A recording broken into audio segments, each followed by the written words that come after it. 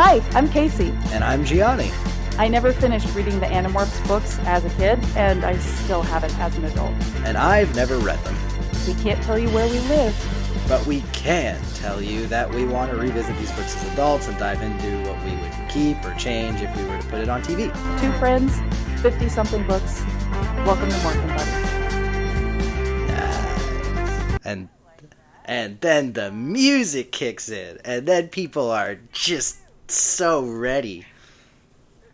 Hey everybody, welcome to the next episode of Morphin Buddies with me, your host, Kacey Cisnowski. Super excited and energetic today because I got good news. And we got Mr. Gianni over here, just slightly raising the roof, just oh so gently. Raising the roof. This is I think the shortest preamble we've ever had before pressing the record button ever. You said you had good news, and then you tell me on the podcast, and then you were like, "How are you doing?" And I'm like, "I feel sick," and I apologize if I sound awful to anybody. I think I sound worse than I feel. So the podcast people are aware. I think it's just a cold, but I got my Snapple, so I'm good. There you go. What's your Snapple fact say? You know what's funny? And this is a little embarrassing, but I got the like extra large one, and they don't put the facts on the extra large ones. I don't know why. What? So it's like kind of a tank. This is a big old. That is a big one. It's a big one. It's a big boy. It's a big boy Snapple. You know what, Gianni? But this is what the gone. Tariffs cost us. This is what the tariffs cost us. No more Snapple facts. Not me. I'll make up a Snapple fact. What was the one I sent you the other day? I sent you one that literally broke my brain. And I can't remember what it was now. Oh, I have it. A baboon is a variety of lemon. And that broke my brain because, and I think I explained this to you.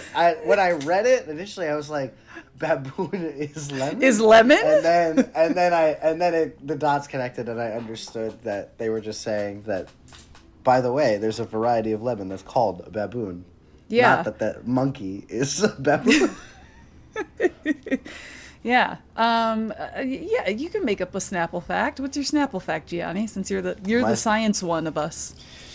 My Snapple fact. Oh gosh. There's just too many to Putting choose you on from. the spot. A bug is a bug is an easy one, That is a good one. That is a classic we return to. That's a dead heat, you know what I mean? So I'll just stick to the classics, for now. Why not? Hell yeah, dude. What is your good news though? I want to know your good news. Here's my good news. Gianni knows the first part of this good news. Yes. I no longer have to wake up at 3:15 in the morning to go to work. I got a new job. Hallelujah. Clap, clap, clap, clap. Hold for applause.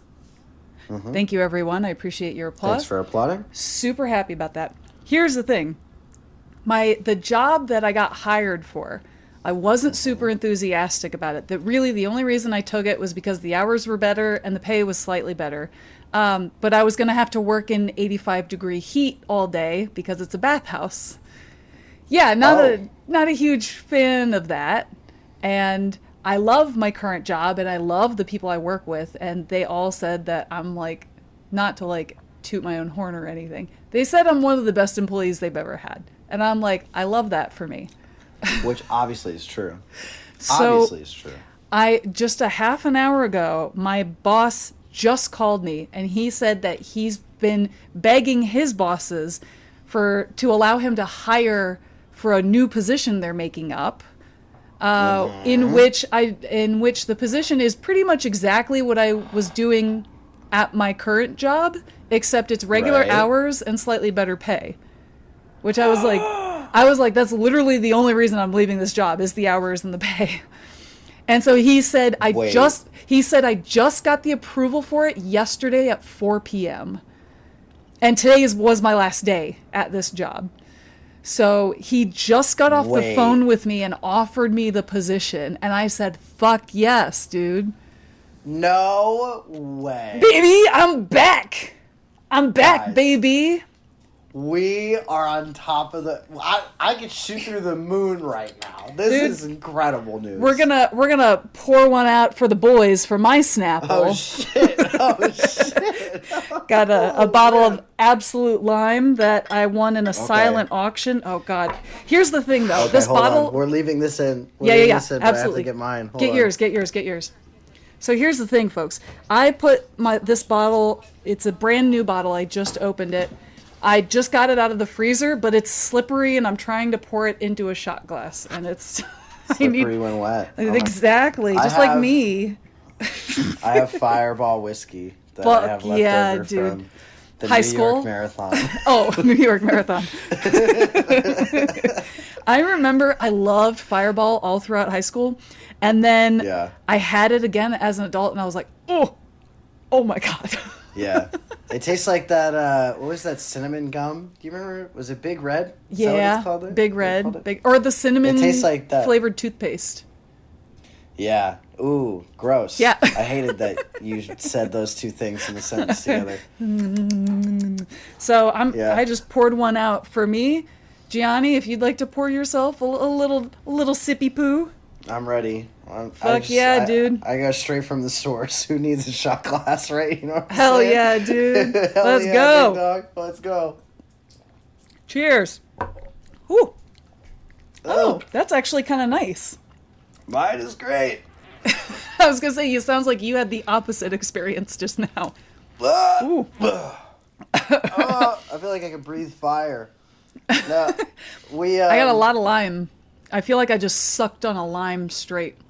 We had pre-decided this podcast that because you were getting a new job either way, so we had pre-decided that we were going to celebrate on the pod. So hell yeah. So surprise, we're drinking on the podcast. Yay, we're drinking in this episode. And so then I told Gianni, you pick a spot in the plot where you feel like that's a shot-worthy moment. Don't tell me what you choose. Yeah. And then you tell me when it comes up, and then I'll pick my own plot. So we'll each do 3 shots, and then we'll be set for the rest of the night. Yeah, just 3. That's it. Yeah, that's it. No more, On no an less. empty stomach, we're fine. Yeah, come on. I had a Cliff Bar. Hey, there you go. What a healthy Have you had boy. Those, by the way? They're excellent. They're pretty good. Yeah. They taste a little too good to be. Yeah. I can't do the ones with like caffeine good. in them, though. They make it with caffeine? Yeah, there's ones with caffeine in them. I'm like, oh, nope. Shit. Not Guess for me. what I'm ordering after this. Snapple and caffeine bars. Uh-oh. Uh-oh. Yeah, that sounds too good to be true. Hell yeah, brother. Oh so my yeah, gosh. so this episode we're celebrating, we're having a good time, and we'll see if we can get through this plot. Yeah. It's going to be interesting. Full disclosure to the people. So obviously I've been sick. I still feel sick. But I just came from a bachelor party, which Kacey knows about, which delayed so the many recording of this bachelor podcast, but too many bachelor parties. This bachelor party was in Miami, which, as we all know, and no disrespect to anybody from Miami, but as we all know, Miami's the place where real people go to die. NPCs live there exclusively. No one is real. They're all fake. Do you know about people. the villages in Florida? You walk right through them. Oh, yeah, I know. Dude. I know the villages. STD villages center of I'm the going. U.S. Dude. Villages is where I'm going. They're banging. Listen, I used to think I would die young, but now I think I'm going to die in the villages. Hell yeah, dude. That's fact. But, so I survived Miami. Honestly, frankly, it's probably better stated. Miami survived me. Yeah. Because they let the rabbit out of the hat for that bachelor party. And not to toot my own horn, but I think I kind of brought it. I think I kind of made. Dude, yes. Honestly, I was the glue of that bachelor party. They'll tell tales of how I was the bleeding heart of that bachelor party. But did I go a little too hard in the paint? Yes. Yeah. Did I come back and I was like, God, I feel terrible? Was it just the amount of cigarettes I smoked and things I drank? Probably. And then, a couple days later, I was like, nah, still there. I still sound awful. Gianni, this is what getting older is like. You just get sicker for longer. Yeah, so the hangover just lasted now the whole week. Yes. Now we're almost at the end of the week, and now I'm just like, I just get worse every day. But it's great. We're doing fine. Yeah. I don't remember where I started this. Oh, that's where okay, so where I was going with this was, so I finished the book literally 7 minutes ago. Hell yeah. Excellent. When I text you and was like, hey, I'm ready to record, that was when I finished the book. Great. The last, I would say like, there's a middle section of this book where most of it is just them trying to figure out how to get underwater. Spoilers for the book. And that section of the book, little fuzzy. I'm not going to lie to you, little fuzzy. Oh, because the other thing I've been doing is I've been binge watching the Mission Impossible movies because the last Mission Impossible movie is coming out. And I was like, well, I need to brush up on my Mission Impossible things. So I don't even know where Animorphs ends and Mission Impossible begins. That's you know what I mean? Yeah, it's all blurs into Tom Cruise. So all of a sudden, if Jake becomes Ethan Hunt in this, you don't even have to blame it on the alcohol. That's just me being stupid. Is that the name of the Mission Impossible? Ethan Hunt? Kacey, are you telling me you've never seen a Mission Impossible? Is that how you confess to me that you've never seen a Mission Impossible movie? I have not seen any. That? Is that the name of the Mission Impossible, Ethan? Yeah. Yes, that's Tom Cruise's character name is Ethan Hunt. That's kind of what I figured. Mission Impossible movies, very good. Yeah?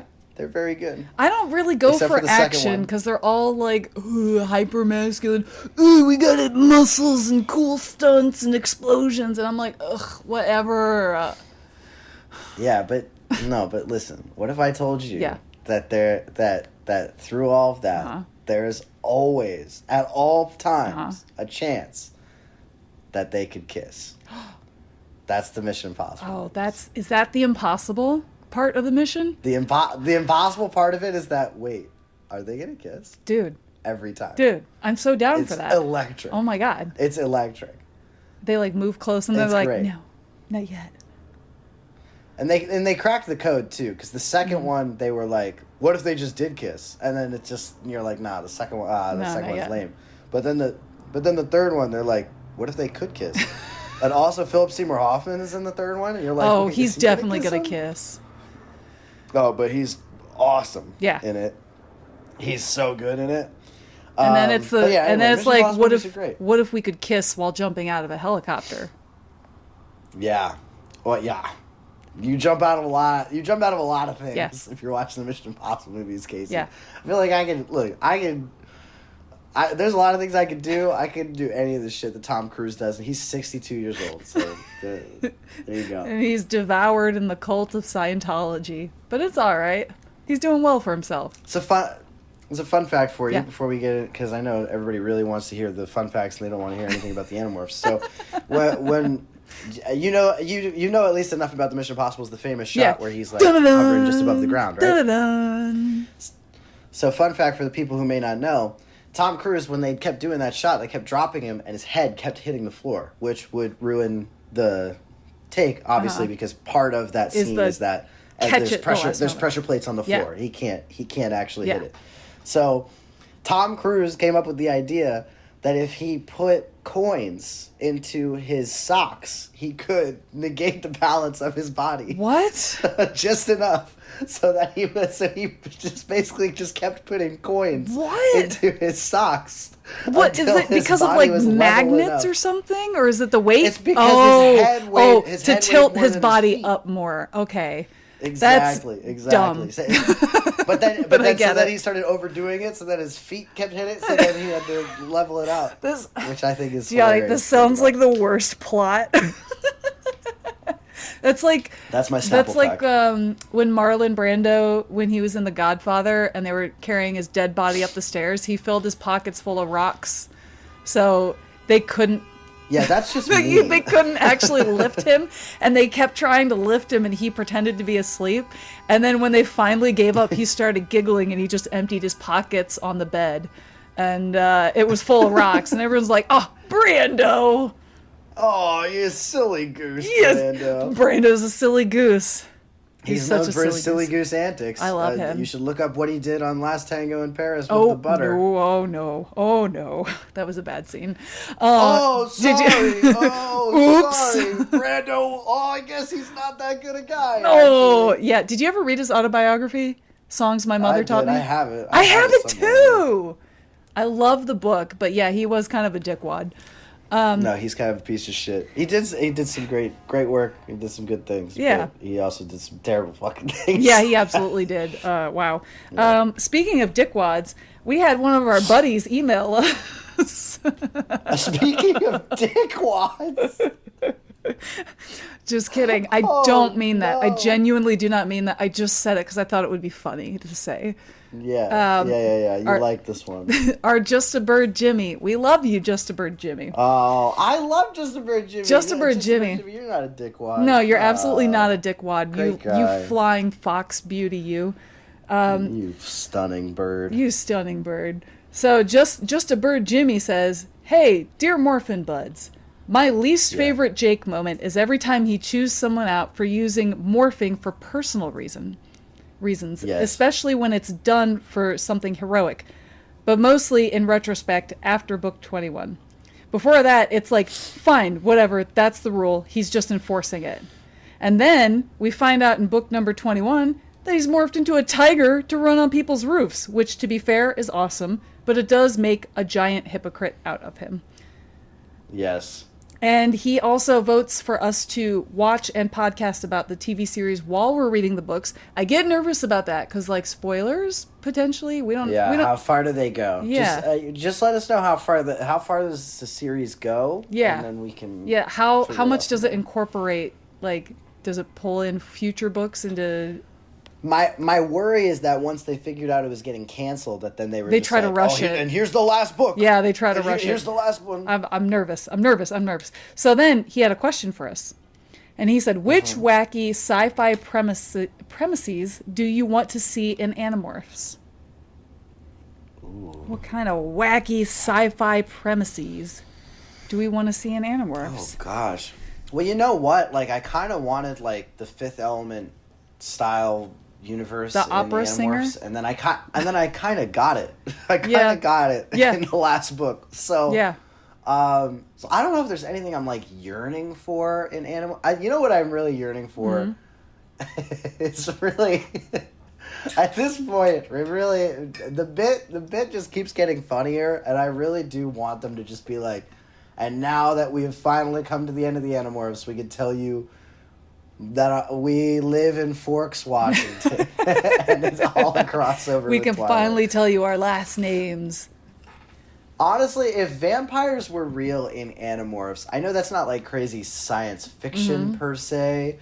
That's kind of, I guess, veering more towards fantasy, but it's kind of on the line. Yeah. I think if vampires existed in Animorphs, I think I personally would get super excited. Yeah, that would be kind of sick with it.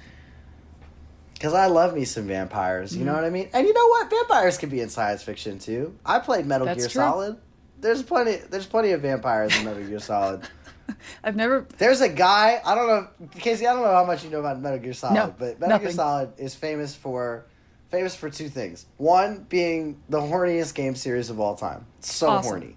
Two, the coolest fucking names of people ever. Really? And there is a vampire in Metal Gear Solid 2 named Vamp. Dude, he is yes. the coolest guy. Oh my in the god, world. yes. He rocks. And his wife, her name is Fortune. She's Fortune, sick as hell. girl. Fortune. She sounds expensive. Oh, yeah. She kind of is. Yeah, because her whole thing is she has good fortune, because anytime you shoot her, the bullet just flies around her. Oh, it does the JFK magic bullet. Just kind of flies around. That's sick. Yeah, she JFKs it, but better. Because JFK missed the only one. This is the only one he missed. Oh my god. Okay, good. This is good. I think we're starting off on a good foot. As far as wacky sci-fi, I don't know if I watch enough sci-fi to like be like, this is wacky. Maybe we can bring in the Shrink Ray from Honey, I Shrunk the Kids, but we already did that with the little guys. Yeah. The Necronomicons. What are they called? The Helmicrons. I don't fucking care.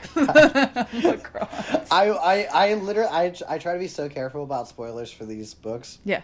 I literally looked those guys up just to make sure they never come back again. They don't. No, they do. What I was told online that they don't ever come back again. I think they do actually come back, Mr. Gianni. Well, then Sarapedia lied to me because they told me that they don't, and I was like, thank fucking God, because if I ever see those fucking guys again, I will lose my mind. I hope they come back. I hope they just briefly come into a book. What if we got Flubber? I know we kind of get Flubber every time we read an Animorphs book, but what if we really got Flubber? That'd be cool. He'd be bouncing around and dancing.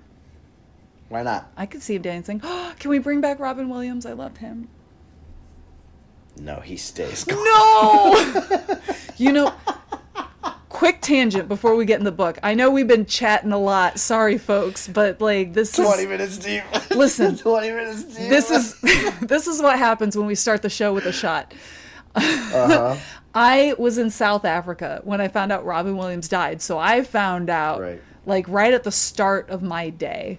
And I was so bummed, and I was crying throughout the entire day because I was volunteering at a wildlife sanctuary in South Africa at the time. I was there for the entire month of August that year, and I found out, and everyone's like, a lot of people there are from Germany, and they're familiar with Robin Williams, but they're not super into him, you know. And I was like, he was my idol. He was the first actor I put a name and a face to when I was 6. Yeah. You know, and then I made them watch Aladdin. But the thing is, because English is their second language, it was hard for them to catch all the jokes and references he was making in Aladdin, which is fair. Yeah. Absolutely fair, because he's so fast paced. Sometimes it's hard for me to catch up. Yeah, but I loved him so much. I remember where I was too. I just walked into. I was rehearsing for a play at a community theater. And I just walked into rehearsal, and that was when I found out. I was devastated. Awful, devastating. Terrible day. Yeah. I also have a biography book on him on my bookshelf that is very. I have that too. Yeah, I have the Robin. I love that book. Yeah, the one with the white cover. Yeah. Yeah. Good book. Speaking of miserable, The Exposed. The Exposed. Wait, you felt like it was miserable? Okay, just reminder for the folks. It's Rachel turning into a jelly-like squid on the front of the cover. Oh, you can never forget this cover once you've seen it. They all know. They all know. What did you feel like The Exposed was more like The Miserable, Gianni? No, I'm being hyperbolic. No, this book was fun. This book was this book was fine. Mm-hmm. It's a completely unremarkable, insignificant book. I am so over the different alien species. Wait! At the end, it doesn't become insignificant. At the very end, there, the little guy that pops in. Yeah, no, you're right. 90% of the book is very insignificant, and I was like, oh, this is mindless fun. And then that guy pops in, and I was like, here we fucking go. I got excited because I thought it was cool. Here's what I need. Mm-hmm. I need everybody to be introduced. No more introductions. This is what we're dealing with. And then let's take our hands off the keyboards for a little bit and let's just play out with the things that we have. Yes. I am exhausted. Like I said, I've watched now 100 hours of Mission Impossible movies this week, and then I read this book. I can't take another little dude, and then he's like, do you know what my name means? It literally means wild card. I'm like, this guy, man. This fucking guy. Who in their right mind? Mm-hmm. What's the main bad guy's name again? Krayak? Krayak. Who in there, if you're the devil, let's just call him for what he is, sure. Right? He's he's the devil of the universe. Mm-hmm. If you're the devil, and you're like, God, how am I gonna get? How do I get these kids? I'm hell bent on everybody dying. I know. I'll trust Wild Card. Hell yeah, dude. That's how I'll get him. Bring him in. The guy that no one can predict. Yeah. Who are we kidding here? It's the worst fucking ragtag team of idiots ever. Wild Card? That's your big plan? Oh, well, I just do shit. Cool, man. Me fucking too. That's how we get him? Yeah, that's how we get him. This guy. It's just look, it's interesting, I suppose. But at the end of the day, it's just it's another guy. It's another little guy with another little creepy voice and another little, and he hides behind a tree. There's a tree at some point. He likes trees. And I'm like, this fucking guy, man, he's the worst. He's just some dude. Listen, how did you imagine him? Because I'm trying to like find a picture on my phone right now that like matches the picture of him in my head. Do you have? Oh, I actually just pictured him as like looking like the tree. Like he just folded out of the tree. Oh, that's interesting. And then like folded back into the tree. You're like, what? He's the tree. Okay. Do you remember the old Richard Scarry books with the cats with the giant pupils? Well, the cats with the giant pupils kind of sounds familiar. Yeah, but I don't know look up Richard Scarry, Scarry, like that type of animation. If you imagine like a crane or like a stork in that type of animation, that's how I imagined the wild card guy. Oh, hey, you need Jesus. What do you mean I need Jesus? This guy? This? No, that's the bookworm. No, I'm talking about the animation style. That's the bookworm. The bookworm hops around on a shoe. You need to get right with the Lord, because this is what you were really thinking. No. Do you see his shoe underneath the best lowly bookworm ever? That's his shoe. That's what he hops around on. That's how he gets around. He hops on that shoe. No. You need to find the Lord. No, look at the illustration of the cats with the dilated pupils. Imagine like a crane or a stork in that type of animation. And that's kind of how I see this. No. Like this? No. What do you mean, no? No, this? Yeah. You need Jesus. That's how my brain saw him. What the fuck is this? Because he's like creepy and he's like disengaged a little bit, and you don't quite know what he's gonna do next. The eyes are some uncanny. That's what I'm talking about, shit. though. Look at this guy. Yeah, that's what I'm talking about. Eyes. That's the lion. Yeah. That's what I'm talking about. Like, it's uncanny. It's kind of creepy in a way. Listen. You guys. I don't know much about shit, but I'll tell you this. Long ago, before we were called humans, we were hunted by those beings. Whatever Richard Scarry had tapped into, he saw the truth. Of what had hunted us. Morphin Buddies. And it was those Morphin Buddies, you look up Richard Scarry illustrations and you tell me I'm wrong. Go ahead, tell me I'm wrong. At your own risk, honestly. Anyway, so yeah, I thought this book was fine. I thought the inclusion of the wild card at the end was fun, and that I was like, a little more invested in. I just don't know where we're going. I know that we're only halfway through the series, which sounds insane to say. But I'm getting overwhelmed now with the amount of things I have to keep track of. How do you think Applegate feels? Well, now I know why she shelled it out the ghostwriters, because she was like, I can't fucking do this anymore. Do you think this book was ghostwritten? God, I hope so. What number is this? 27? Yes, this one was ghostwritten. It was? Yes, it was. Okay, I'm going to be honest with you. I just threw that at the wall. I actually had no idea. I actually did not think it was. So props to the ghostwriter. Yeah, they really made it feel like Applegate's writing in this book. Well, it seems pretty significant, but then you told me that there's like 20 books in a row that get ghostwritten, so... Yeah, we're not in the 20 books yet. Oh, my God. Does that stress you out? Stressed me out so bad. I can't... If all of those ghostwritten books are going to have, like, some new wacky little guy, I can't do it. Hey, guys! I'm going to lose it. No, this book was fine. The resolution, I think, is redonkulous.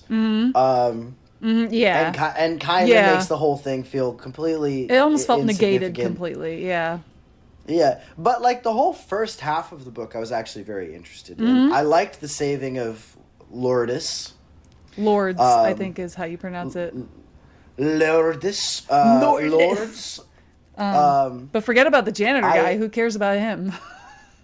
Yeah, all of that stuff was kind of interesting. And I will say this, to the wild card's credit, I did like how it kind of came together with some of the weird little inconsistencies they were noticing in the first half of the book. Like, wait, why is it so easy to get out of this Spencer's? I couldn't believe I love that they dropped Spencer's in the chat, dude. Could not believe. I was like, wow, you just sent me back to love that the moon. I remember going into Spencer's and being like, I don't know if I should be here. Am I going to get in trouble? Yeah, they had a little curtain. Yeah. They had a little curtain in my Spencer's. You could peek behind. They had dildos back there. Yeah, like, they did. No fucking way. No fucking way. Yeah. But yeah, I liked how they tied together a lot of those inconsistencies with the wild card was kind of pulling the strings, manipulating. Yeah. But again, what are the limitations of these people's abilities? Yes. We really got to rein this stuff in because it's just getting to the point. And they even say in this book, they're like, doesn't that kind of cross the line where now you're actually involving yourself in human affairs? And he's like, I don't know. Maybe. And it's like, I know. They're androids, actually. It doesn't count. Well, then just shoot them in the fucking head. Yeah. What are we waiting for? Yep. What do you mean? You can just walk up with a gun then. That's true. What are they going to do? They're all pacifists except for one of them. No, all of them are pacifists now. They all have peaceful Eric programming is unlocked. again. Eric is No. unlocked. He Eric locked himself again. He locked himself again. again. Didn't. Yes, No, he did. didn't. He said it at the end of book 10. He's lying. He's not lying. No, he said, lying. I can never do it. He went like this. He made an X with his arms, and he said, never again. Never again. Never forget. The morphinbuddies are on my side with this, okay? I'll tell you what. Eric, he's going to do some kung fu action shit and, to be a Deus Ex Machina save the day at some point. They're going to be like, we thought you were the... And then he's going to be like, well, I kept it unlocked just in case. Fuck you. But anyway. Is Eric becoming your new most hated character? Kind of. Honestly, kind of. I'm a little sick of this fucking guy. A little Not sick Eric. of him. He pops up whenever he needs something. He's always he's like, you know what he is? What is he? If you've ever played video games, you get this. He's just the guy that keeps sending you on the fetch quests. Oh, can you get me a bag of rice from the Actually, before I give you the thing you need to do me a favor. Oh, I'm sorry to ask this of you one more time, Solid Snake, but I really need you to go on fuck you, dude. And then now he's like, I'm breaking down. And it's like, just get, you've been alive for 8,000 million years? What do you mean you're breaking down now? Give it a rest. If you can't function on your own this late in the game, maybe you shouldn't be alive. Gianni. What use is it? The immortality if you're just gonna break down in the middle of a Spencer's. Give me a break. Gianni, haven't we all had a breakdown in the middle of Spencer's at some point? No, I had a Claire's right next door to Spencer's at my mall, and that was where I had my breakdowns. I think like a gentleman. We had a hot topic near a Spencer's, which seemed appropriate. Maybe we had like a Fannie Mae cookies. Was it Fannie Mae? What was the name of the cookies? I think cookies. I don't remember. I remember Auntie Anne's. I had Auntie Anne's right outside. It wasn't an Auntie Anne's. I can't remember what the cookie place was called. I think Fannie Mae is the loan program, and then it's not what I'm talking about. But anyway, yeah. Would you like a mortgage with this? No, I'm good. I'm in enough debt that I'm never going to be able to get out of due to low wages. Thank you very much. But yeah, I thought this book was fine. There were some parts that I really enjoyed, and then there were some parts where I was like, wait, what? Why? And but overall, yeah, I'd say middle of the road. It was fine. We take a really long time with the whole let's find a squid thing. Yeah. That takes a little bit. Mm-hmm. Also, I know that I have heard the name Pemalite before. Yep. I you don't remember? Place it.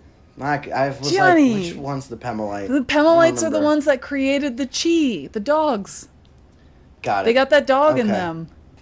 Because I am just like, I'm at my wit's end. I've reached max capacity for the amount of things that can go into a science fiction series. I understand. Before I start to short circuit, and it wasn't a problem before. I think it wasn't a problem before because they used it so sparingly. Yeah. Like you'd have Eric the Chi pop up, and then it's like 8 books later. It's like, oh, Eric's here, and I was like, oh yeah, I remember Eric. Yeah, he was very our buddy. Now it's like every other book, we're like, oh, and we have the little holocrons, and the Babelites, and the blah-blah-blahs, and the Scooby-Doo and the oh, and don't forget about the flabbergablah. And I'm like, give me something. Give me a rudder. Give me a true north. Listen, give me anything. Gianni, I'm never going to forget about the adventures with the flabbergablah. I am. I'm gonna forget this. I'm gonna forget about this book the second after we're done with this podcast. In fact, I might have already forgotten about. Let's see how much I remember. Dude. Honestly, let's do this plot. Yeah, let's do it. So throughout the Exposed, I told Gianni, I was like, we're gonna pick plot points, and we're gonna pick a point where we do a shot for that plot point, and we're not gonna tell each other what we pick. And when we come to that plot point, that's when we announce we do a shot, just one for each of us, because this is only. Is this your way? Is this your way of saying that you're the very first plot point of the book is the one you chose? No, it's not. I'm just re-explaining it to the listeners in case it wasn't clear. And also, we talked about a bunch of stuff. I'm just reiterating what we're doing for this episode. So when we get to Gianni's point, once Gianni's point comes up, he's going to say it. And if I don't agree with it, he has to defend his point. And the same goes for me. And we each just pick one plot point because more than 3 shots in an hour is kind of a lot, especially on an empty stomach, which is what I have. Speak for yourself. I am. Don't be a coward. I am a dainty, delicate lady, Gianni. How dare you? Listen, I am sick, almost done with my Snapple, and a delicate, dainty lady and ready too. to fucking rock. Hell yeah, dude! All right, let's get into let's expose ourselves to the exposed, shall we? Sure. So to begin, we have Rachel. She's doing some gymnastics. She's on one of those balance beams, if I recall correctly. Yep. She doesn't really like the balance beam, but she's hanging it out there. Yeah. She gets interrupted by some dude named 2 letters, TT. Mr. TT. Well, you pronounce it TT. Mr. Tits decided to stroll on over to her, and he's like, "Hey, Rachel." She loses her concentration. She falls. He goes to catch her. Rude. But she deliberately kind of like gets out of his way. Yeah. Because she doesn't want to be caught by a boy. And then Tit is like, "Is this you falling for me?" And she's like, "This fucking guy." And then she gets up and she's like, "He's kind of cute though. He kind of got it like that though." Yeah. And then he's like, "I was wondering if you want to go to the movies sometime." Or like kiss or something. And she kind of thinks about it for a second. She does. A little second too long. And then she's like, "Get fucking real, jerk." And then she outright says in her little headcanon, she's like, I have a boyfriend, and my boyfriend's a little bird boy. And you're like, wait a second, I didn't know they were official. Yeah, they kind of official with it now. They're like, hold on now, I didn't know we had it like that. So then Tit buggers off. She's looking around for her bird boyfriend. And she's like, man, I wish he was a real boy, but he's a little bird. Oh, too bad. Yeah. And then she ends up bumping into Cassie at the mall. Cassie's like, worried about something. She's like, what? And then Cassie's like, well, there's something over at the... And she like gestures over to Eric, and Rachel's like, yeah, cool, Eric's over there. Sick. So what? And then Eric starts malfunctioning. And she's like, oh, that's not normal. So then they're like, spring into action. Yeah. What are we going to do? His hologram is shimmering. He's fading. He's revealing his mechanics to everybody. Oh my goodness! Panic at the disco. We need to rush him into the only place available to us, a Spencer's. We put him into a Spencer's. He's basically full robotic now. Yeah. Some jabroni ass kid starts coming up. They're like, whoa, this robot's super cool. And then Rachel's like, yeah, it's worth $5,000 actually. And the guy's like, $5,000? It doesn't even do anything. And then he like buggers off, and she's like, phew, got out of that one. Now, I don't know if you've ever been in a Spencer's bookstore. No, it's not a bookstore. It's just a store. I don't know why I said bookstore. I don't know. I'm just on a roll now. Yes. I don't know if you've ever been to Spencer's, but what I can tell you is no one's excited to buy anything. No. Everybody just buy. You just grab something. You're like, I gotta get out of here. It's like dollar store sex shop. Something from Spencer's. Yeah, it's very weird. Very crude. And it's got. I'm like, or like for like. I remember they had like comic book shirts and stuff. Yeah. But even still, like you're a little bit embarrassed to be like buying a comic book, like a Captain America shirt from a Spencer's. Yeah. This was circa MCU too, by the way, that I was popping into Spencer's. So it wasn't as like hip hop happening. No, it wasn't. To get a Captain America shirt. It always from felt kind of dirty to go in, like you shouldn't be in there. Yeah, but like not in a fun way. Felt sticky. Yeah, sticky. It felt sticky. It felt kind of gross. And I remember I'd go in there and be like, oh, "There's swear words on T-shirts." Right. I don't know if I should be in here. There's a dick. Right. And then and we've all had our sexual awakening in Spencer's, obviously, but but so they're trying to figure out what to do, and it's at this point that Eric is kind of sort of a little bit explaining, but then he explains more later, but basically like all of the chi are breaking down for some reason. He's like this whole they're glitching whole big kerfluffle. And then he also just casually drops that the chi have some sort of like Wi-Fi network. He's like, by the way, we have our own internet, the cheater net. Yeah. And they're like, what? And he's like, yeah, we've kind of had that for a while. Since you guys were drawing hieroglyphics on the wall, we've been basically emailing each other back and forth, like, get a load of this guy. Get a load of this guy. Eric the Chi. AOL Instant Messenger back and forth. Yeah. But then, so they basically, they narrowly get him out by... Marco comes to the rescue. And Jake. Because Rachel has to call Jake. Mm. Yeah. For whatever reason, they have Marco come in full gorilla. Yeah. And they're like, oh, look, this guy in a gorilla costume. That's wild. And then he clobbers the Spencer's store clerk on the head and knocks him unconscious. And then they smuggle Eric the Chi out of there because Eric is apparently very heavy to lift. I don't remember that being a part of his story, but apparently I mean, we've never had to lift Eric the Chi before. He is a robot. I guess. Yeah. He is a robot.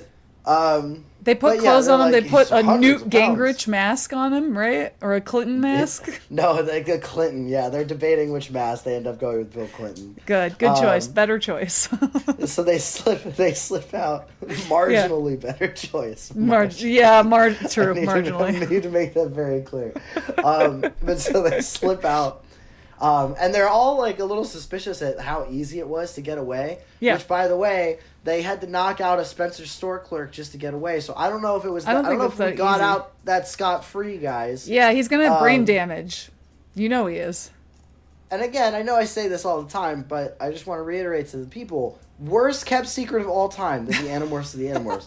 Just so offensively bad. You had Jake literally walk up next with a gorilla. And they're like, is that real? And they're like, nah, mascot.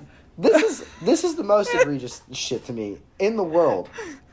They go out of their way to not be seen together at the mall on numerous different occasions. In numerous different books. Yes. And you're telling me that Jake and Marco walked into the mall when one of them was a full-on gorilla. That's a great point. I never thought about that, actually. Like, what are we talking about here? If I'm looking... even the most casual yerk just passing by, I'm like, that kid is standing next to a gorilla. Listen, Gianni. You've certainly been looking for these animals for a while. I have an explanation. Go ahead. Holograms. I'm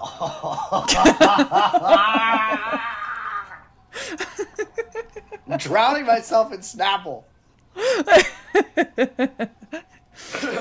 So yeah, they get the Eric the Chi out. They take him home, and they see his dad glitching out on the couch, and they're like, "Why? And they're like, we don't know. It must be something connected to the Pemalite ship that we left in the very bottom of the ocean down the Mariana Trench, which no human can reach ever. But someone must have fucked around with it. And now we're finding out. And so you need to go down there and fix us. Otherwise, we're going to be destroyed and exposed forever. No stress, guys. No pressure. Also, by the way, our friend Lourdes is missing. And they're like, what? What does that have to do with anything else? They're like, I don't know. But she's also captured, probably by the Yeerks. So they're like, all right, well, let's figure that one out. And then we'll go ahead. So they come up with some sort of plan where they have to, they got to go to some, it's like a drug den, if I recall correctly. Yeah, it's like a drug den. And also a drug den that's about to be raided by the police imminently. Because they're going to go grab...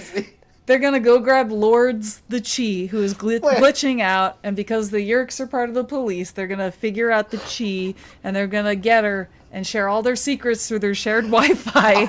I actually think I'm having a stroke because I'm realizing... I don't know how I didn't clock how fucking bananas this plot is. It is when you say it out loud. We started saying it out loud. Yeah, this is insane. We're great. On a fucking different planet. This is bananas. No. This is Earth. The fact that a ghostwriter was bold enough to be like, dude, props to the ghostwriter. We're gonna send these middle schoolers to the fucking drug den that's getting raided by cops, and that's the B plot. That's the B plot, 100%. Yeah, love this. This is so creative thinking award to this ghostwriter. Props to you. Who's the ghostwriter of this fucking? You gotta look it up. We gotta look them up. I'm Googling it right now. Keep talking. Yeah. Keep talking. Okay. So they're gonna go rescue Lords, who's in the pit of a drug den, but she's also paralyzed because she's glitching out. And so Rachel morphs elephant. And this was like one of the funniest parts of the book to me, where Rachel bursts as an elephant through the wall, and then someone looks at her and goes, "Holy crap, an elephant!" I just love that. Just like, thank you, Captain Obvious. You're right, they do that. They just randomly, they're like, "Oh, holy crap, an elephant!" And then one of them was like, "I got you, and I got you." Okay. Yeah. One of them. Thank you for announcing yourself. Wait, this is book 27, right? Yes, book 27, The Exposed. All right, I found her. Who wrote Laura Batiani Weiss. I'm finding her on Instagram. Laura, you're awesome. Thank you for writing this plot. I know Applegate provided like an outline to the ghostwriting book, so she still kind of wrote the plots to the books, but she kind of gave them free rein for details. Go. Hit with it. It's great. There we go. She's got an IMDb page. Hey, good for her. I hope she's done a lot of stuff. But just as the ghostwriter, that's all she is. All right. Well, you know what? That's still work. She's still getting paid. I'm going to find her. Yes, absolutely. Hell or high water. I'm going to find this.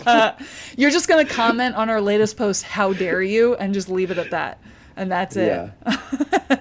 So anyway, they all get in. There's a big battle. It actually gets pretty intense because Cassie gets paralyzed. Margot gets like crazy stabbed. Rachel gets shot in multiple places. And then not only are the cops there and the drug dealers fighting them, but now Cassie's parents are coming because they heard animals are there from the zoo, and they have to go rescue these animals now, so they're going to shoot them with tranquilizer darts. So now they have to avoid all that nonsense.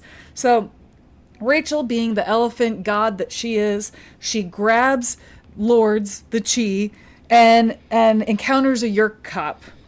And then the Yeerk cop shoots Cassie and Marco, and he threatens to shoot Rachel unless she drops the Chi. Rachel's like, "I don't know what to do. I think my friends are dead." And then Axe just waddles in as a skunk and is like, "Yo, let me spray this dude." And sprays the drug dealer with a gun, or the cop with a gun. I forgot to mention that. Yeah, Axe is randomly not there, and they're like, we don't have time to get him. And then he shows up. They're like, yeah. Oh, and then he just shows up. They're like, phew. I think Jake told Tobias to go get Axe. Okay. And then bring him over. I think that's what he did. So then they get out. Rachel's in everybody's in bad shape, really.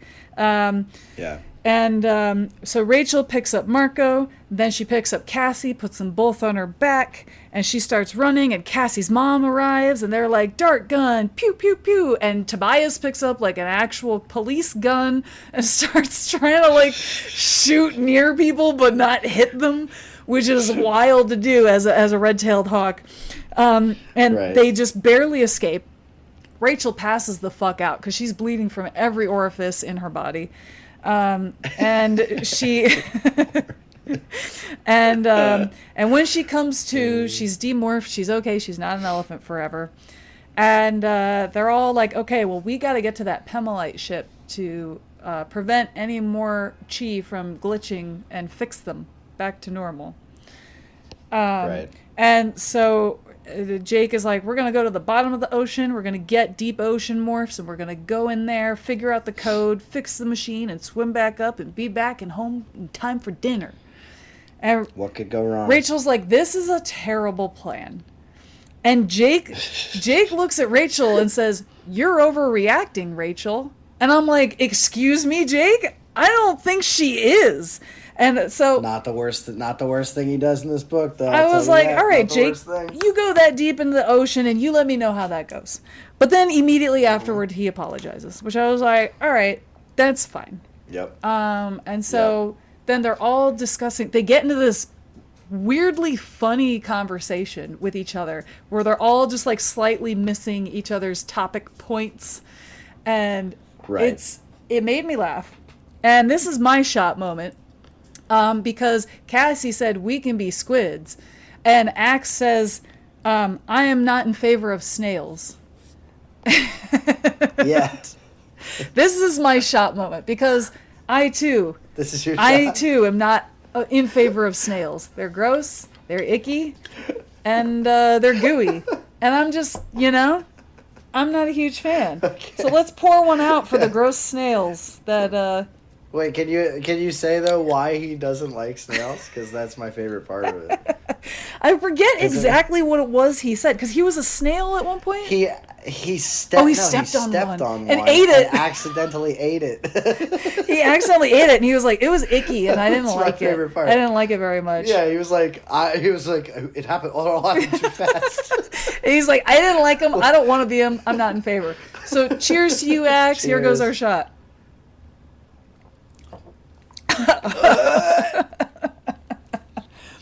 Ooh, that lime is strong.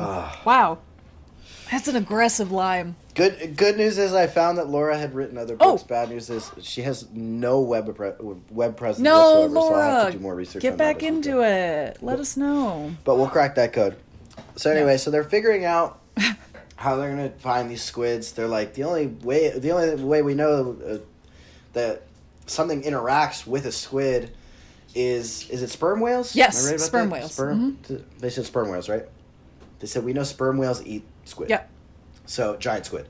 So if we could theoretically get a sperm whale, but no one has a sperm whale morph, so we need to figure it out. I think at some point Cassie also drops the knowledge bomb, which I'm sure is true, but I just never even considered it. But she's like, sperm whale has never been held in captivity. And everybody was like, yeah, that makes sense to me. So then... Yeah, I don't think any whales have been held in captivity except for orcas, which is big mistake. Yeah, kind of the worst ones. Kind of the worst ones. Kind of terrible. Yeah. I don't know. Yeah, kind of the worst ones. But so then they all are like, we got to figure out how to do this. Lo and behold, on the news, they're rattling off a couple of things on the news. Some guy at Spencer's is talking about how a gorilla knocked him out, and he's like, "Yeah, we get crazy people at Spencer's all the time." It's kind of, and they're like, "Oh wow, the news is pretty crazy today." Mm-hmm. And then pops up on the news. Oh, by the way, there's a sperm whale that just got beached. What? What? Not to mention, we also have overheard that the sharing. Remember the group that Thom is a part of? Yeah. The sharing, where all of the Yerks go to. I don't know, share. Circle Jerk. We still don't really know what they do. It's a recruitment group like Scientology. That's how they get you in. Hang out. You share your thetans, and then you move up the levels, and then they take everything from you. Yeah, your thetan levels. Yeah. Oh God, we just got put on a list. They're coming for us. They're coming for us. I'm not allowed to know what thetan is. I'm not allowed to know what a thetan level is. But there's a moment here where Rachel is like, I'm gonna look up whales and squids, and she picks up the encyclopedia off her family shelf, and I was like, aw, I remember encyclopedias. We had a bunch of them. Yeah, that's cute. Knowledge. Loser. Nerd. So they go. They got to beat them to the sharing. Yeah. Shenanigans ensues, of course. They got to swoop in, and they got to do the whole covert op, and then someone has to pretend to chase Tobias away so that someone's got to put coin in their socks to adjust the balance. If only it was that it was a Mission Impossible. This is more Mission Difficult, but they, for all intents and purposes, are able to acquire the sperm whale morph. So, they're coming up with the plan. Who's gonna go down there? Rachel's like, I want to go. Jake's like, well, I don't know. I think we should draw straws for the whole fucking. So then she. And this is why Rachel rocks, and also why Jake sucks. Because guess what, baby? We're back. We're back to the good old days. We're back to the good old days of Jake fucking sucking dick. Because she straight up is like, which one is it? She's like, telepathically communicate. They're like, well, no, hang on. She doesn't telepathically communicate, but Tobias tells her, yeah, all right, the short straw is the furthest one on your left. Yeah. And so she grabs at it, and she's like, yes. But then she's also like, oh, no. Oh, it's a short straw. Oh, no. No, but she's sick as hell for that. And this is where Jake sucks. Because then Tobias comes in. Tobias gets the other short straw on purpose so that he can protect Rachel. Because apparently they're dating, even though they've never had that conversation. And this is why Jake sucks. And this is my shot moment. Because we're back, baby. Jake sucks again. We're finally back. Jake sucks. Jake sucks. Jake takes Rachel aside and he's like, I just want you to know, if you ever pull stuff like that again, it'll cost you dearly. It's gonna be your neck. Because the only reason Tobias is going is to protect you. Newsflash, Jake. Tobias is his own fucking person who's capable of making his own fucking stupid decisions. Just like you. And opening your big stupid fucking mouth was a decision that you made that sounded stupid to me. Dumbass. Now Hell yeah. Take a shot. Jake sucks. Jake sucks. Yeah. Loser. All right. Woo. All right. Oh, only one of us is able to stick our neck out for this group at a time. Get fucked, loser. So then they go in. They go. This is where the book gets real fuzzy for me because honestly, they're in the water just trying to figure out what to do for a long time. I was like, all right. So I don't remember shit. I took a note that I don't know how to interpret, where. I wrote, wait, if someone wants to help so badly, why wouldn't they beach a squid instead? How do they know the news will cover it in time? I don't remember exactly why I wrote that or what that means. Oh, I think, okay, so, because what we find out towards the end of the book is that, what's his name? Squirrely McSquirrels a lot, the Drode. The Richard Scarry, Drode, that's his name. He basically pulled the strings to get the whale on the beach so that they could get there. And so I think your note means, why couldn't he just beach a squid Why couldn't he do a squid instead? Yeah, that's it. Because then it would have saved us all a lot of time. Yeah, and how do they know the news is going to cover the whale for them to see it? How does he know they're going to see it? You know, the reason is, Kacey. Yes. And this is something that they don't teach you in a lot of writing schools. But Tell me, Gianni. The reason is because they needed to fill more pages. They would never. That is the reason. I'm sorry to tell you that. Unfortunately, the reason is that they need were some like, more pages. We need to fill some more fucking pages in this already 100-page book. Let me tell you, you start to feel the pages kind of turning over the course of these next couple of chapters. Starting to feel these pages? I couldn't tell you a fucking thing that happens over the course of these next couple of chapters. All right, I got you. It's literally just them wading through the ocean for a while. I got you. What I remember. Go ahead. I got you. So they all arrive, and because Rachel and Tobias drew the short straws, they're the ones that get to acquire the whale, which to me, I'm like, this is dumb. Why can't everyone acquire the whale? They can just look like people who want to help the whale, because clearly there's a crowd of people around this whale trying to keep it wet and not, like dying. Which also, I actually looked this up. I forgot to say this. I looked this up. What happens if you find a beached whale on the beach?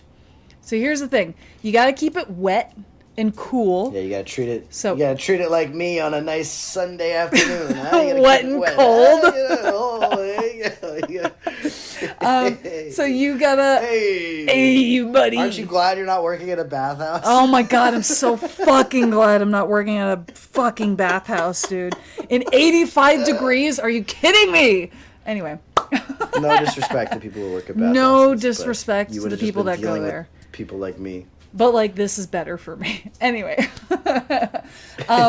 So to keep a beached whale alive, you have to take, it helps if there's seaweed on the beach, wet seaweed, you can put it on its skin and keep it wet and cool. You want to protect it from the sun, from drying out. When you're pouring water on it, you don't want to pour it in the blowhole, because then that can stress out their lungs, and then they can't breathe, and then they die.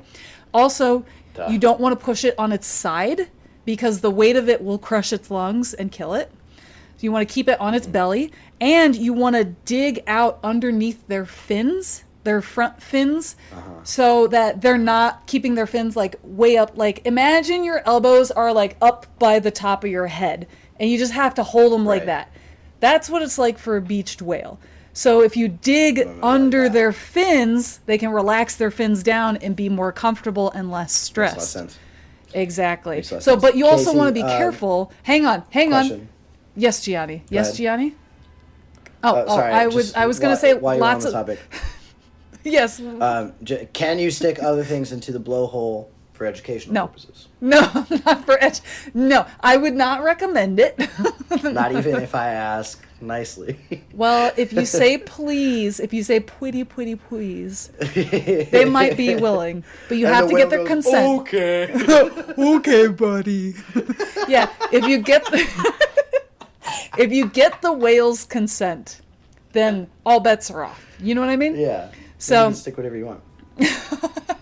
So also try not to get close to the tail of the whale, because many marine scientists have actually been killed accidentally due to the whale flopping its tail and hurting them.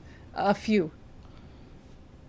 I'm looking up how many. It's confidential. I don't know. Actually, yeah, look it up. I would like to know. How many people have died from whale tails? I think these shots are hitting us a little bit, Gianni, and I love it. This is good. No, that one's just orcas. No, that doesn't count. We want like a beached whale. Like beached whale. Did you type in beached whale? I gotta say beached whale, you're right. Yeah. From beached whale tails. Beached whale tail. Seems pretty inconclusive. Yeah, because it's confidential. The government doesn't want you to know. It keeps you in suspense because they don't want you to do it, to become part of that percentage. I mean, I'm getting a good number of whales that have died on beaches, unfortunately. Yeah, it's but sad. That's sad. I want to hear about the people that were dumb enough to walk under a tail. That's what I want to hear. Well, it's not that they walk under the tail. It's that they get close to the tail, and the tail comes like to the side and taps them, hurts them. Yeah. Anyway, whales are beautiful creatures of this earth. Respect them and love them. Do not hunt them. Of course. We love a whale. Yeah. And morph them. And morph them, if you can. If you have that ability, we should have more whales. Anyway, so Rachel and Tobias go to acquire the whale. Tobias, gets his claw caught on the whale somehow, which is weird. And then Thom throws a rock at him, because Thom is there. And forgot about that. And Thom is just tossing rocks because he's mad he can't morph a whale. And then he gets, oh, poor baby little Thom. Oh, baby Thom. And I was like, wow, Thom shows up. Like, we haven't seen Thom in a while, to be fair. Yeah. I kind of miss him a little bit. It was nice to see him. I know. Back when times were simpler and we didn't have to deal with 18 million fucking alien species all doing different things, dicking around. Yeah. Kind of miss Thom. Anyway, Tobias gets away. They all get away. It's fine. And they all turn into seagulls, and they fly out where they think the ship is nearby, the Pemelite ship. They're like, we think it's like in this coordinate area. I mean, it's the ocean, so who the fuck knows? Also... Yeah, they were like, oh, we left it in this super secret place that we actually don't really know. Not 100%. Look, currents and stuff, it's in the Mariana Trench, but also you can get there from Forks, Washington if you swim a little bit. Also, I would like to make a quick sidebar. This is referring back to episode 10. I did finally watch Open Water, and I enjoyed it. Oh. Yeah, it's not bad. It wasn't as bad as, like, sad and scary as I thought it would be. It's sad. I don't know. It is definitely 100% sad. There's no reason for sequels because wow, that's awful that there are sequels. But I do want to say when I started the very beginning of the movie, I was like, is this like a fan-made version of the movie? Because it's very like it feels low quality. It doesn't feel like a Hollywood movie. And I was like, why are they filming with a potato? And then I realized, no, this is the actual movie. I had to look up the trailer to confirm. And I really liked a lot of what happened in it. Spoilers for Open Water, in case you haven't seen it. I liked the bit where his body floated away and then you just see the sharks biting at it at the end. That freaked me out, like legitimately freaked me out. But I don't think we should have seen what happened after the storm.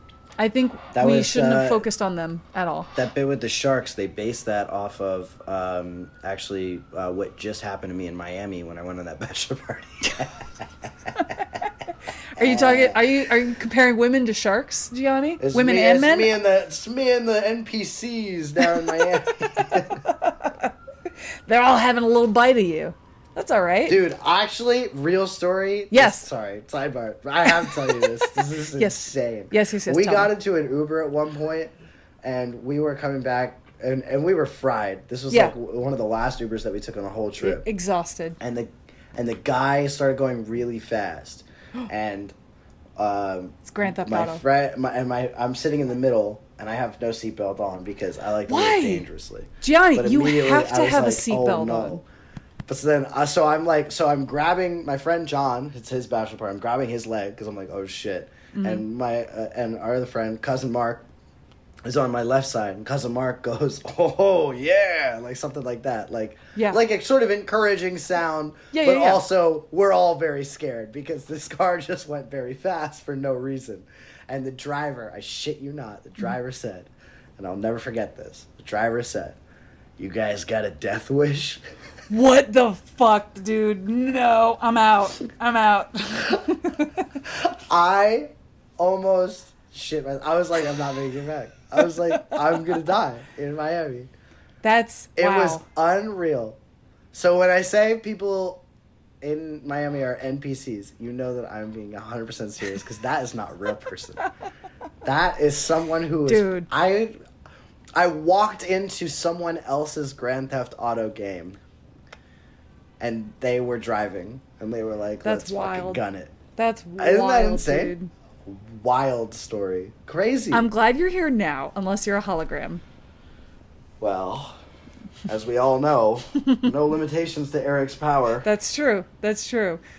Also, I've never played Grand Theft Auto. I should play it. I should download Grand Theft Auto 5 and play it, because I feel like it would be fun. You should. Great game. I feel like it would be fun. I would like to shoot some prostitutes and then run over the cops. I mean, yeah, you can do those things. You don't have to. Why? Wait, what's the point of Grand Theft Auto if you don't do those things? You do not have to do those things. You know, it's funny because sometimes when my boyfriend Dave watches me play video games, and I'll get like really into like boss battles and shit, and I'll play it up a little bit because he's watching me, and so I want him to pay attention to me. And so I'll be like, yeah, fucking die. Ah, you piece of shit. I got you. And then Dave will be like, you're so violent. Why are you, video games make you so violent? And I'm like, heh, yeah. And then I go back to my game. There's a bloody streak within you. It's kind of fun. Friend. It's a little bit fun. Anyway, there's something within you. There is a little. You're like you have a little Rachel in you. Inside you, there are two wolves. both are gay and they're touching each other. That is honestly, I think that's a majority for most people, and they just don't want to admit it. Yeah, they got gay wolves in them. Yeah, they're all afraid. They all got gay wolves in them. Milo, stop. My cat is just loving on this microphone like there's no tomorrow. No, that's all right. I mean, you're gonna have to edit like 90%. Oh, I'm not. We're leaving this in, Mr. Gianni. Anyway, go for it. I'm actually gonna blow my nose real quick. Go blow your nose. Ahead with the plot. Yeah. So anyway, continuing the plot. They all seagull fly out to the ocean, where they think the ship is nearby. And Rachel and Tobias go whale, sperm whale, which they just acquired, and everybody else goes dolphin to kind of keep watch, keep track, and make sure nothing goes bad. Right.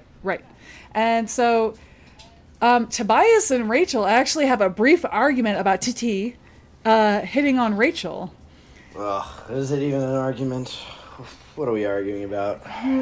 Yeah, I was like, are you guys like gonna kiss as like whales or not? Well, that's my thing. She's like, he's my boyfriend, and then they're having this whole discussion like, what are we? Do we even like each other, or I don't know, and either kiss or don't. And Tobias is like, yo, you gonna kiss that guy to tea? And she's like, either kiss no. or don't. And he's like, look, I get it. You can go on dates with him and you can watch movies and shit, and like you can do whatever you want with him. I don't care. I'm Tobias and I'm just a bird.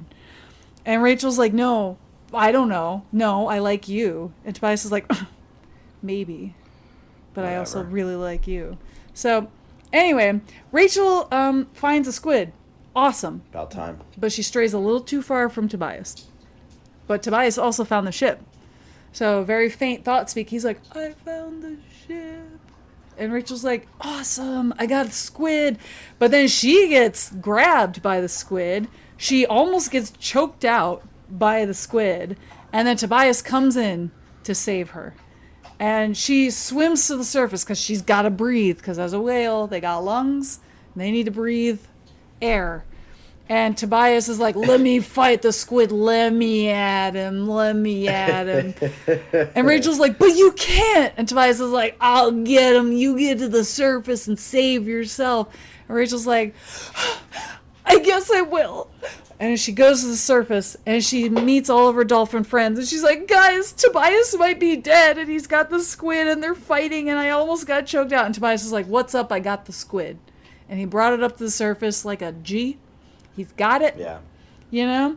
And they all acquire this squid. And they're kind of grossed out by it, but it's cool. And then they all start morphing squid and they get wild morph descriptions, which I really loved. I love when they get like creative and gross with the morphs. Yeah, really granular with it. Yeah, it's kind of fun. There's also a point where like I think it's Kacey that morphs the squid first, and like the whale kind of takes over in Rachel's brain a little bit. She almost eats her. You mean the squid like, in Rachel's brain? Because they're both squids. Well, I thought she was still a whale at that point. No, anyway, they're both squids. There's a point where she goes to eat her and she's like, relax. Yeah. Kacey's like, like, I morphed squid and I'm fine, so you can chill out. Rachel's this was the moment where I locked back in. I was like, okay, we finally got the squid. It took 18 chapters. We got the squid. And then they find the Pemelite ship, and they're like, yo, that looks like Snoopy the dog. And they're like, ayo! Throw an S in the chat for Snoopy! Did you write that in your notes to say that? I did not. I just wrote the Pemelite ship looks like Snoopy. And then, dude, I also never snort laugh. And I just snort laughed right there, and I kind of embarrassed myself a little bit, but it's fine. I snort laugh all the time. Yeah, so they swim down, and they're like, oh no, there's a code. And they're like, wait a second, Eric told us the code. The code it's is 6. 6. And so Jake uses his little tentacle, and he goes 6, and it opens the door. And, and they get in there. And, also, I liked the voice of the ship. I thought she was very comforting. Oh my God, she was so funny and comforting at the same time. Yeah. And she was like, the self-destruct sequence is initiated. They're like, no, please stop. She's like, okay. If you say so. And they get to the middle of the ship, and they're like, oh, you can't use this ship because you don't know the code. And then they press 6 again. And I wrote this down because I thought it was hilarious. She was like, that is the correct code. Our concerns were misplaced. And I want to try to include that in my vernacular going forward. Our concerns were misplaced. You know what? My concern was misplaced. And then somehow the ship sets to self-destruct. And it's like, all of the chi and this ship will self-destruct in 15 minutes. Congratulations. And they're like, wait, no. We don't want that. We don't want that. We don't want that. And she's like, it will destruct in 14 minutes. Thank you. And they're like, no. How do we do this? And then a weird, kind of strange little species, something or other, comes out from behind the tree and reads them to filth. Reads them to filth. He's like, Cassie. Joe Jabroni over here. Joe Jabroni. He calls himself a drode. He does have some. There was some sick ass shit he said at some point. He called Cassie a hypocrite, where he's like, "Oh yeah, you're not violent until you were violent." And I was like, "Fuck yeah, he's sick for that." And then he says something about Jake that I also remember agreeing with, but I can't remember what it was. Marco's like, "Oh, Marco, big funny man, huh? Oh, how's your big mom, funny loser? How's your dead mom?" I was like, whoa. He went a little far on that one. He actually hurt my feelings when he read Acts, because I was like, damn, dog. Yeah. He was like, always living in the shadow of your brother, huh? I was like, oh, yo, we didn't have to go there. Always a bridesmaid, never a bride. And and then at some point, I don't even remember what he said to Tobias. Oh, no, he said to Tobias, he was exactly what we already know about Tobias. You're a bird, you're a boy, you're a bird, you're a boy. What are you, you fucking idiot? Yeah, he was like, oh, yeah, you really want to be a boy, but you're a little afraid to be a human again, loser. And then he reads Rachel last, and he's like, and Rachel, my favorite, we should probably be working together. And I was like, hell I kind of like you, Rachel. Yeah, hell yeah, dude, do it. So he explains he's a creation of Krayak. He's a wild card. He's meant to throw chaos into the fight. And he's like, this is because Jake was such a shithead in the last book, and we didn't like that he beat our system, so this is me complicating efforts. And so then the Yerks come in. They found the Pemalite ship, and everyone's like, how do we get out of here? How do we get out of here? And Cassie's like, wait, we got Inky. We got Inky. We can spray our ink around and disguise ourselves, demorph because we're at the end of our time, and remorph into our battle morphs because we're in this ship and we can battle. So that's what they do. They ink, then they morph into their bubbles, and then they go into their battle morphs, and then the Hork-Bajir come in. They grab Tobias, and they're like, hey, we're going to kill this guy because we know you like him. And Rachel charges, but the whole gang, they're all losing the battle, and it's scary. They're all bleeding and hurting.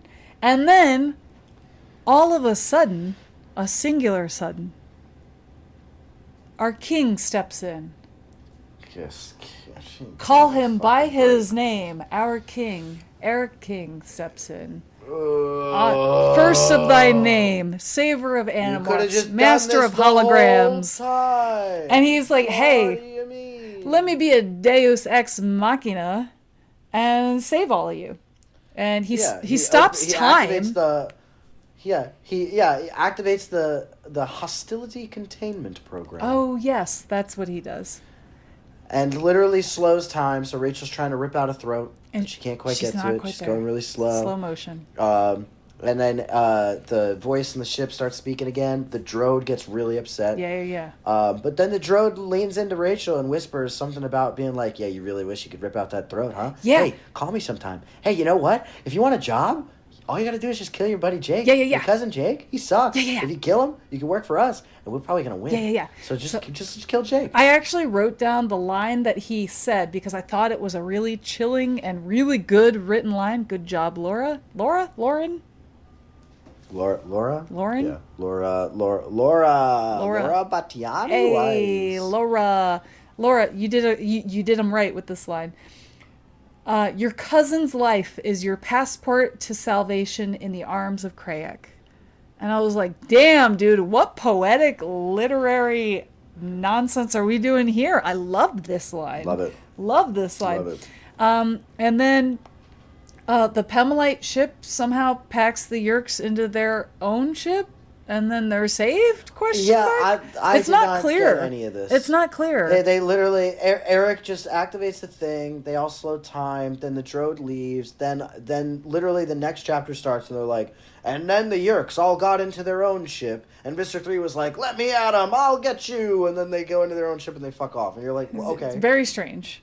What happened there? That was weird. But there was a good little moment where Rachel thinks there may be a time where Jake doubts her loyalty, which feels like it foreshadows. Which would shock me. Oh, Jake not believing in the loyalty of his friends, being a bad leader. Jake. Hey, he's been pretty good the last few books. I hope she kills him. Gianni. Awesome. Gianni, no. How fucking sick would this series be if they were like, yeah, Rachel kills Jake? I would be like, this series rocks. Dude, that's fucked. If they had the balls to have Rachel kill Jake, it would be sick. We can't do it. There's too much plot armor, Gianni. We can't have that. But yeah, they all get grounded because I guess they were all gone for too long. I don't know. So then they go up to the surface. They're fine. They go back home. Whatever. Apparently the Chi are fine. Eric could have done that at any fucking time he wanted to, I guess. Well, they fixed it before he saved them. The reason he saved them is because they fixed it. And then he could come down and save them. I don't know how that works. Nope. Ryan, the biochemist, you can let me know how that shit works. Yeah. And so then... How fast does Eric have to be moving through water to get to them in time? Water, time, and space. Let's put those all together. So then we have a little bit of an epilogue. And Tati hits on Rachel again. And he's like, hey, baby, wanna... And she's like, no. They imply he calls her a bitch. Yeah, which I'm like, okay, good on Rachel. Like, I think the exact line in the book is he called me a name that I've heard many times before. And I was like, wow. I was like, all right, that's crazy. I was like, dude, and then he ain't shit. Tobias thought speaks from afar to her, and it's like he was cute. You probably should have gone. And she's like, shut up, Tobias. You want to go get lunch or something? And he's like, yeah, I'll be watching you up here or whatever. Mm-hmm. He says something like, I always will. Like, I'll always be watching you. And I was like, Tobias, just kiss. We're waiting on you guys. We want to kiss. And that's how the book ends. That's how the book ends. Stick your bird beak into her human mouth, you cowards. We're not there yet. Gianni, you have to be patient, Mr. Gianni. You have to be patient. You have to. Your patience will be rewarded. Probably. I guess. In terms of adaptation, I would just like to say I would cut out the plot of this book. I would cut the character of the Drode entirely. No. I think he overcomplicates things too much. I just think it's too much. But he's cool. I think that the Ellimist and Krayak are only tolerable because they are two sides of the same coin. By introducing the Drode, you now have to introduce an equal opportunity second hand to the Ellimist. And I am overwhelmed, and I just want it just simpler. Just, if you're going to have two gods of the universe, just have them be two gods of the universe. I don't need one of them to have a minion who also has godlike powers. The Drode is just too complicated. As soon as you start diluting and dissecting it, it just gets too chaotic. I'm a wild card, but I'm pulling strings in exactly the manner that needs to happen so that you come to this ship at the exact time that I have the Yerks. Yeah, it does feel like I can't do anything, but I can do anything. It's too much. It's too much. I don't like it. Now, I'm sure that Animorph book purists are going to hear that and be like, no, the Drode needs to be in it because he does something later in the series that's super cool. But, like, we got to bring him up a different way. Like, maybe he comes in the last book that we read. You know, he kind of fits in somewhere there. If he's the guy that facilitates the Howlers, like, whatever. Like, do something like that, okay. Maybe we can work with that in some way. But I think that, like, the line that you read, like, the Drode, I actually think that line is, like, way cooler coming out of, like, Krayak's mouth directly or something. Yeah. You know what I mean? Like, I don't think we need this little minion guy. Like, look, if we could have the Drode as, like, the voice of Krayak, instead of, like, pulling strings on the side. If he speaks for Krayak as, like, a messenger type, but he can't interfere with anything, I think that would be way better. I don't like this whole coincidence of, like, how could this be happening? And how come nobody noticed us? Like, I don't... Sure. I agree. I think that's give contrived. Him, like, a Mouth of Sauron type of approach. Yeah, that could be interesting. Yeah, I agree. But yeah, I mean, in terms of the plot of this book itself, like, I don't need any of this. I mean, the Chi end in the same place that they were before the book started. Yeah. So I don't think any of it is super consequential. And frankly, the more the Chi are involved, the more convoluted things get, because holograms, and we can swim at the speed of light apparently and get to exactly the place where we know the Pemmelite ship to be, even though we couldn't tell you what those coordinates are because we forgot. I don't know. Yeah. It's just too much. Yeah. Too much. We can mesh it up in a different episode. Probably we can have the Drode pop up somewhere else and be like an unknown character until, like, what if the Krayak mentions him in that last book? He's like, oh, did you like my little friend, the Drode? You know, or something like that. Just kind of pop him in. You're like, I don't know who this is, and then have him be mentioned later on. I don't know. I love this idea of recruiting Rachel for the Krayak's cause. I love where this is going. 100%. That's the most interesting part of this book. 100%. And I just don't think we need everything else this book offers to give us that. I think you can just. I think we can do it in the previous book. Just talk to her. Yeah. Yeah. Krayak can literally just talk to her in the previous book, like, directly. Yeah. I like it.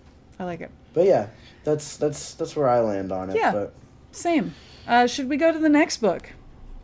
Is it called The Experiment? It is called The Experiment. And Gianni, each book I keep thinking it's going to get less cursed, and it just